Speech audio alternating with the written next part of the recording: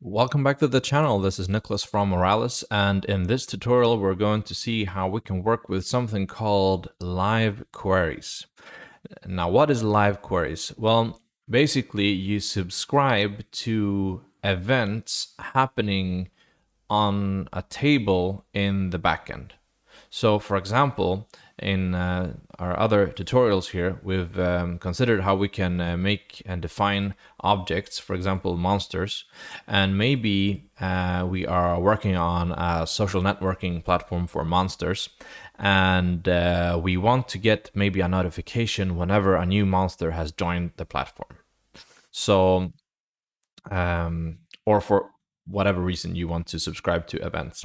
And live queries you can subscribe to different events. For example, the create event, and this is fired whenever a new item is put inside this table or the table that you subscribe to.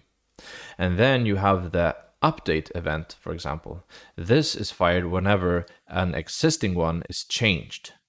And then you can have, for example, the delete, which is whenever one of these are removed, for maybe the monster decides to leave the platform or something.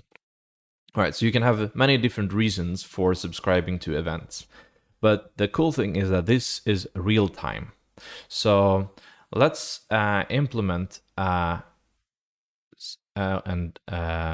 create subscription. And to do that, you start by copying this code, and we go to our code from before here. This just defines a new monster, and we'll put it inside the database. And this we can now listen to from maybe another browser or another user.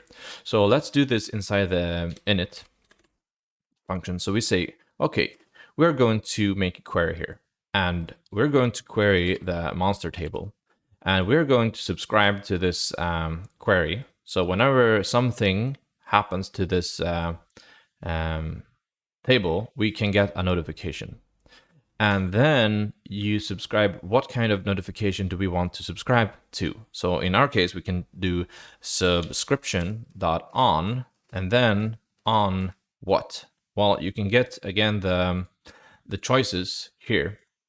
So you can have on open, on create, on update, on enter, on leave, many different things. But now we will do the create. So this will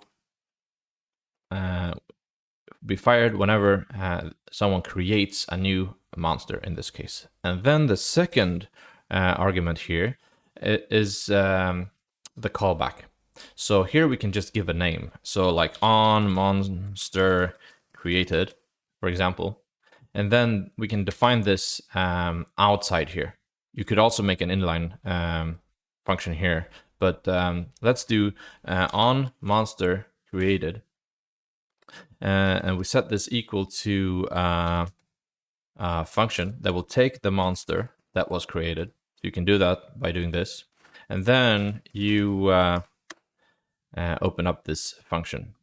All right, so then we can do maybe can log to the console. New monster joined. All right, and then we can this. And then we can console log also the monster. Okay, so let's try this out now. So I've opened up an extra browser. So here is Chrome, and here is Brave. So let's have them side by side, and I refresh this one now. So this is a completely different user. This is a completely different user, different browsers. And let's see now how we can work with live queries. So let's take a new one here. Let's do Sam. And Sam has a health of whatever, 90, doesn't matter. And now when we press this one, boom, new monster joined. And both of them are subscribing, so both of them will get this event. And inside here, we can see this new monster. Maybe we can add it to a list of maybe new friends that this current user can add, and so on. So to work with live queries is really, really, really nice when we're working with real-time applications. So I hope you enjoyed this tutorial on how to use live queries, and I hope to see you in another tutorial.